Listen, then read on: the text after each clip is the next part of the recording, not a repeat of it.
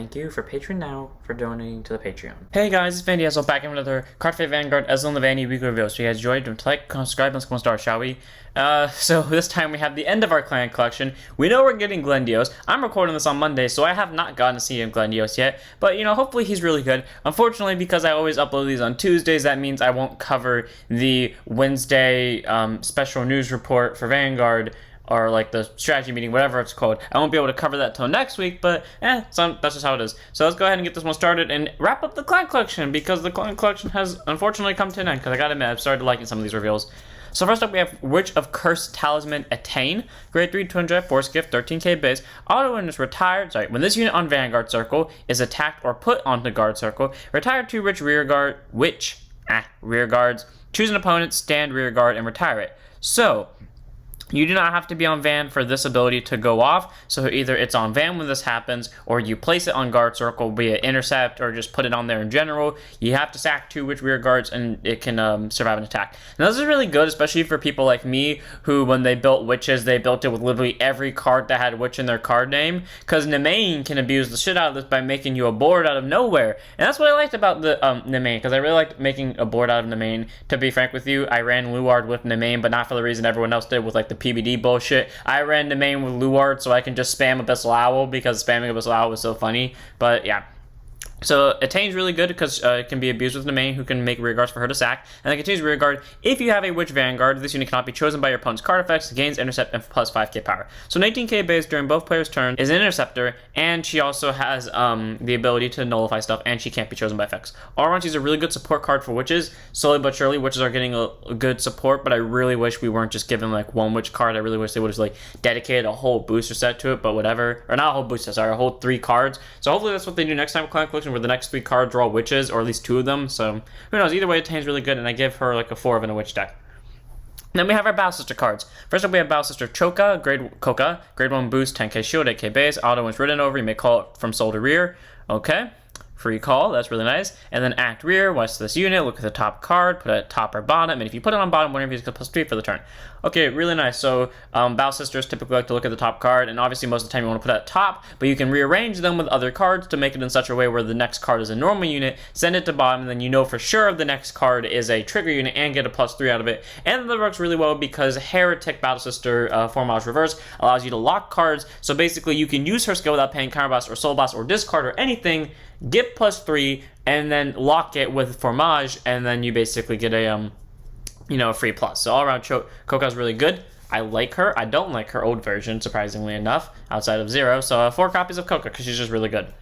Then we have 4 copies. I mean, not 4 copies. My mind went to deck profile mode because I literally recorded my deck profile before I recorded this. So Battle Sister Mocha, grade 2 intercept, 5k shield, 9k base. Auto when ridden over, you may soul blast 1, look at the top 2, put 1 into hand, and put the remaining on the top or bottom. So it's a mandatory put 1, but hey, you get to keep it. And not to mention that one of them's going to the other one's going to top or bottom. So if it's a crit and a heal, well, it's up to you to figure out which one you want, but at least you're getting a trigger that turn. And then continues rear guard or guard circle. If you have 3 more units with Battle Sister and they're different card names, it gets plus 5k power and 5k shield.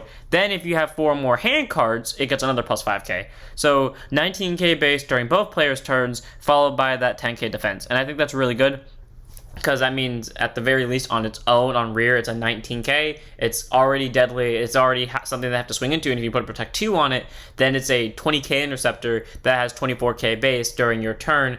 All your opponent has, but granted, all your opponent has to do to get rid of it is just like play Kagura or Narukami or something else that can nuke stuff, and it's immediately gone. But it's a really good aggressive unit. It's very easy to pull off because it's really easy to just get 3 different Battle Sisters in the card name, because it says unit, so it can be herself, Vanguard, and then something else. So that's already 3. And then the 4 more hand cards, this is the Oracle Think Tank. We get pull 4 more hand cards out of her ass. All around, Mocha's a really nice grade 2. I like her. She's definitely one of my favorite cards for defensive, offensive Battle Sisters. Not that much, but defensive Battle Sisters, all around my main playmaker, 4 of. Then we have 4 copies, or again, deck profile mode.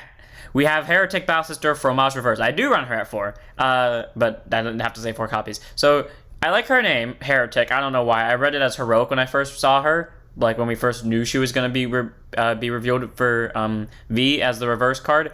but I read it wrong, and apparently it was Heretic, and I still like the word Heretic. I don't like her skill as much, but I think her art's interesting, because I like the bayonet machine gun. Grade 3, 200 protect gift, 12k base. Continues Vanguard. During your turn, for each of your lock cards, all of your Battle Sister units get +5. So, you know, it includes herself, and then she has God, and my third just like stopped for a second. Then she has an Act Vanguard once per turn skill, which is counter boss 1, discard 1. Look the same number of cards from the top of your deck up to the same number of Battle Sister units with different card names, but it includes herself. Put any number of them at the top of the deck and put the remaining on the bottom. Then lock one or more of your Battle Sister rear guards with different card names. For each card locked, draw 1. Okay. Okay. Pretty good. Pretty good.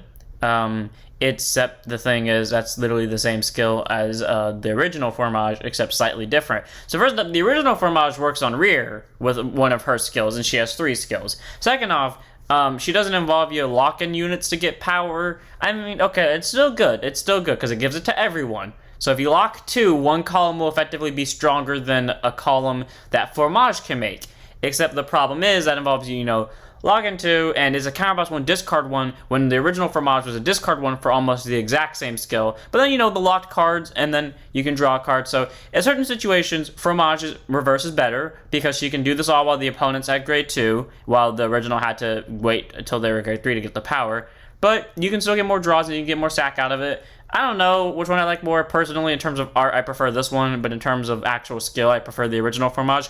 But both of them are still valid in their own respective reasons, so I give them both a 4 of in the deck, but I do just want to be clear, I prefer regular Fromage. Not like that matters, I just wanted to make that clear, that where I stand on this argument.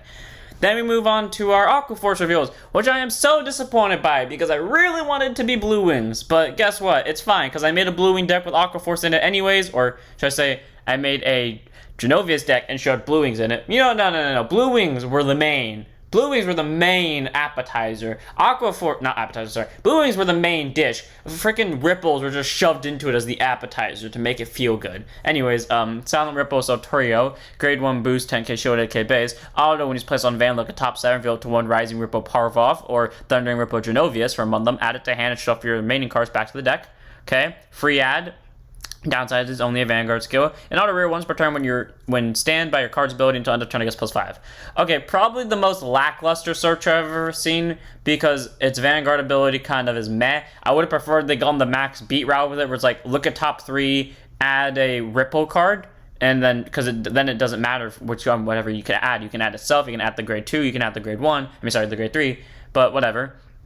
And then once per turn stand ability, okay. Works a lot better with Genovious than anyone else. I mean, there are other Aquaforce units that can stand stuff, or stand other units, but okay. Works with Genovious in the sense that he can get +5, and off of Genovious skill, it's another +5, so a total of +10, but it's once per turn, so, okay. I give it a 4 in a Ripple deck. Then we have Rising Ripple Pavroth, grade 2, intercept 5k shield, 9k base, auto van rear when attack, soul blast 1, look at the top 7, reveal a Thundering Ripple Genovious from among them, add it to hand, shuffle the remaining cards back to deck, and this unit was on rear when you did this. At the end of the battle, shuffle to soul.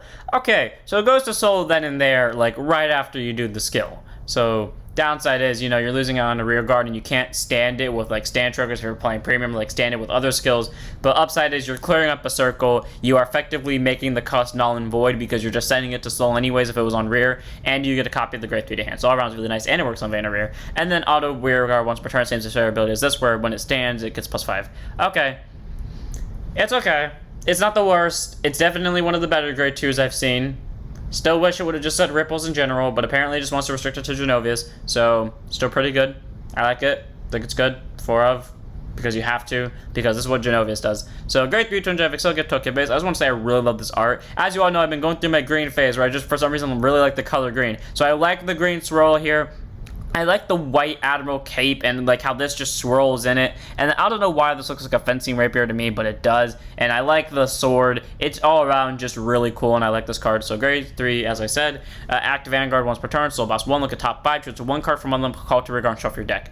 And that is why I'm mostly mad that this wasn't a Blue Wing. That is literally a skill that could have gone on a Blue Wing. I don't know why Bushy didn't make a Blue Wing, because I can think of many points I can argue that might come up, and then I can think of many ways to shut down those arguments. For example, okay, getting a free Vanguard restand is way too good in Aquaforce when you're not losing drive checks. Okay, here's my response to that argument. Either make it so that it's a rear guard skill only, or make it so that he loses a drive when he restands. Not that hard. That is literally my argument to you for that one, so no one can say shit. But even then, they could have just given him this skill, because Aqua Force, or at least when I played this deck with my Blue Wing deck combined with it, it's essentially I never reach more over than 6 hand cards once I start the rush. So being able to consistently at least call 1 card from top of deck is really nice, because that means you don't have to commit too much from hand, especially when you have to commit a little bit to guarding. So all around, I like Genovious just for that skill alone.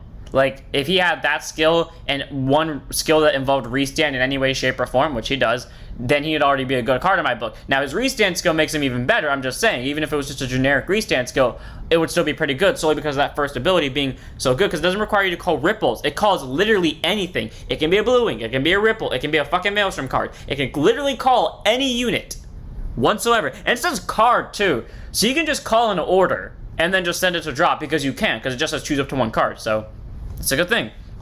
And then Auto Van, when it attacks, not once per turn, for whatever reason, if there are no stand units in your front row, counterblast 1, stand to rear guard. Okay, I did say if it was generic, it'd be fine. Yeah, I'm not joking, so these are just +5. Oh wait, there's more. If you have 4 more damage, and stand all your rear guards instead. Okay, again, why are we getting a board restand here and Novas don't? Fair. And if you have Rising Ripple powers out, and by the way, for just the cost of a Counterblast, I might add, single Counterblast, get a board restand. Novus has to do like some complicated bullshit Counterblast, Soul Blast, discard loop. Nah, this just gets a freaking Counterblast, gets a board restand. Fuck Novas, I guess. And if you have Rising Ripple Pavroth in your soul, all your units stood by this effect get +5 for the turn. So I'm not so sure if they get +5 regardless if you had 4 more damage or not, but even if they don't, I tell you how powerful this is. That's so good in Blue Wings, like with combination wise. I mean, Blue Wings already add the aggressive, like, okay, in the situation where they sack a heal, you can't just block the Vanguard because then everything's standing. So you have to also make sure that you block enough to where if they do see a heal, at least you can guard the other ones. Well, this one says, guess what? It doesn't matter. My board's restanding anyways. They're all getting more numbers, and now I have at least 9 attacks this turn for the cost of a Counterblast. Genovious is good. It's just good. It's really powerful. That board restand is really good. It is a solid reason why I don't run Heal Guardians. And, yeah, because you can do that all while the opponent's not at grade 3. Yep, just good card. 4 of, like, one of the best Aqua Force units I ever saw revealed. Now, if only this was a Blue Wing, then I'd say it's better. And also, but with the rest of the reveals, first up we have Steam Tamer Nanni, grade 2 intercept, 5k shield, 10k base. Auto when it's placed on rear guard. If your Vanguard is Chrono Tiger Rebellion, counterblast 1, bind all cards in your hand at the end of the turn, put all the bound cards into your hand, and if you bound 3 or more, he gets continued rear. All your opponent's guardians get -5 shield for the opponent to the end of turn. So I think that's pretty good. I have not heard the name Rebellion in so long, but I remember Rebellion being definitely fun to play, where it was very risky to go with it. This basically takes the alt mile thing where you get rid of your hand cards temporarily and they come back at end of turn. So definitely a really consistent card, especially because Chrono Fang can use this even more, because since you're on Rebellion, your opponent's losing 10k shield on other cards, so that's really powerful. My thing is, I don't know, it just feels like it takes the fun out of playing the risky part of the deck, but either way, I think it's a really good card for Chrono Fang Rebellion, and it's worth running out of 4 of. Then we have Prism on Water Myrtoa, grade 1 boost, 10k shield, 10k base. Auto when it's placed on Van or rear, Soul Blast 1, you or your opponent both draw a card, and if your Vanguard is a grade 3 or greater, both players choose a card from their hand to call rear guard. Your opponent's card's auto ability is activate from this call. So if neither of you are at grade 3, you can Soul Blast 1 just for both players to draw 1. Okay, I like that. That's a fair scale. And then, if you were at grade 3, then both players have to call. So you can screw around with the opponent's board and their hand, while also making it so you're getting pluses out of it, and just not run on-call abilities, or make sure that you don't call an on-call ability. Either way, Myrtoa is really good, especially because she is not a name once per turn. So I like her. I think that's a good card. She reminds me of a specific card. Wasn't there a card that was just an off-free place draw one for both players that wasn't just Dark Cat? I feel like there was one for Bermudas. By the way, Myrtoa is really good, and I run her at probably 3 of in a random Bermuda deck just because I can, but I'm kind of tempted to go 4. Then move on to all of the cards we've been all waiting for, Star-vaders, which apparently got 4 reveals for some reason. So first up we have Star-vader Worldline Dragon, grade 1 boost, 10k shield, 8k base. Autos plays on Van or rear, Soul Blast 1, discard a reverse unit, look at top 7, look at top 7 from the top of your deck, choose up to 2 Star-vader with different card names, reveal them, put them to your hand, shuffle your deck. Okay, really nice, only for the cost of a Soul Blast and a discard, you essentially get 2 more free Star-vaders. Downside is it requires them to be different, well, that's not that hard, but the main downside is you're discarding a reverse, which Glendios does end up focusing on now. So I'm not sure this is a good card. It's interesting. I still like Craven Claw more than this, but if you want to run it, I give it to it because his art looks really realistic and it looks really cool. Then we have Taboo Star-vader Rubidium, grade 1 boost, 10k shield, 8k base. Auto is placed on Van, look at top 7, choose up to 1 card with reverse in its card name from among them, reveal, put it to your hand, shuffle your deck. Okay, I really like this card. I think it's really nice for the Glendios Star-vader line because I don't like the other Star-vader that has a Vanguard ability that isn't Craven Claw, so I think that's really good. And then continues rearguard. If your Vanguard is Star-vader or Mega Glendios, all your units with reverse in their card names get intercept and the original shield becomes 10k. So, get you a free reverse just by being placed on Van, and it can turn all of your reverse units with intercept into 10k shield. I think that is really good that they didn't give Glendios that skill, because me and my friend were talking before, and we were like, Glendios is going to have that skill to give the reverse units more flair. But I'm kind of glad that he didn't, and instead went to support card, so the reverse units just don't become OP on rearguard, and instead, well, yes, they can become OP if you have the proper setup. It takes a lot more setup than just having Glendios. So I really like Rubidium. It gives balance to the cards because she shares a skill that I think Glendios should have had, and that makes it really good. And all around, it's just a good card. So 4 of in a reverse deck. Then we have Star-vader Magnet Hollow, grade 2, intercept, 5k shield, 10k base. Autos placed on Van or rear. If your Vanguard has Star-vader in its card name, counterblast 1, start your deck for up to 1 reverse card, add it, reveal, put it to hand, show your deck. Okay, so if you just have a bunch of counterblast, you just get free reverse units because it's not a once per turn. Cool. And then continues, during your turn, this unit gets plus 5k for each card with reverse and their different card names in your bind zone. Yes, they kind of focus on binding now, so that's pretty good. He can slowly stack up numbers each turn, and not to mention that he has the ability to get a free reverse. Yeah, in a Star-vader deck that focuses on reverse, he is also 4 because he can be a deadly threat on board. Hand in hand. And then we have our last reveal for today, but not in total, which is Star-vader Omega Glendios. I just want to say I love this art. I like how they make him a lot thicker looking, and just like the intimidation of him is really cool. So Omega Glendios is a grade 3 200 force gift, 13k base, continues Vanguard. The original power of all of your rear guards with reverse on their card names become 18k. So you combine it with this, and they all have 18k base, intercept, and 10k shield. Okay, yep. That's fair. So every one of them is at least a 10k drop. And I had to do it this way because as much as I hate putting skills right next to each other, if I didn't, the skill would literally go off the slide. So auto Van at the beginning of your main phase, if you have 5 or more damage and your opponent has 5 or more lock cards, you win the game. Okay, me and my friend Ross talking about this, and we were like, we really hope that he keeps his skill, or at least they slightly change it, but he does keep his auto win skill.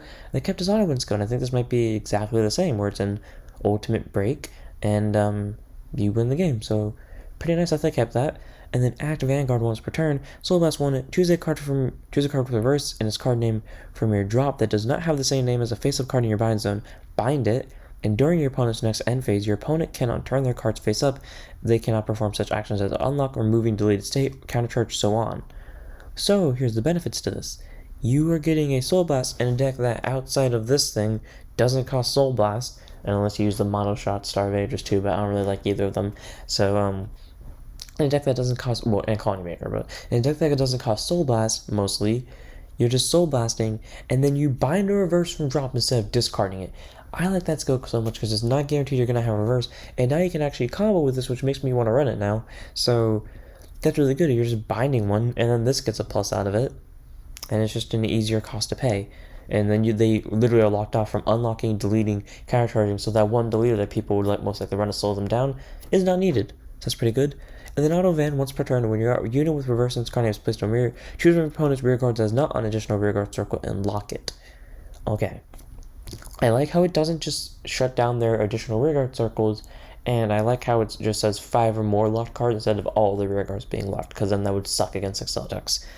So all around, I think Glendios is really solid. He makes your reverse unit stronger. He makes them more dangerous on rears. And he just has like the best ability for good. In fact, his skill is literally the exact same as Crunchy Deleter, except he can bind a reverse unit. So really good Glendios. I think this thing's amazing. I like it a lot for a Glendios deck, obviously. And then we have our reverse rulings, basically the rulings on how the reverses worked. So TLDR reverses that are not from Link Joker originally, aka Cradle is fine in Premium since he's a Link Joker reverse, lose all of their skills and gift markers, no having fun, they're all vanillas, they don't even have twin drive. Basically, to my knowledge, this applies to V, where if you have a reverse unit, it's a fucking vanilla for everything. And to be fair, that makes sense, because a lot of them would be broken, such as Vowing Saber, because none of them restrict to specific units. So that pretty much wraps up the reveals for this week. I hope you guys enjoyed. All around, I think this was an interesting client collection, and I like some of them. Some of the cards I hated, but most of the cards I thought were really good. So, what do you guys think on the client collection? Do you think it was good? Do you think it's bad? And what are your hopes for the next one? And what are your thoughts on Glendios? So I hope you guys enjoyed. Don't forget to like, comment, subscribe, join the Discord, follow the Twitch, and I'll see you all next one. Don't forget to stand up your vanguards.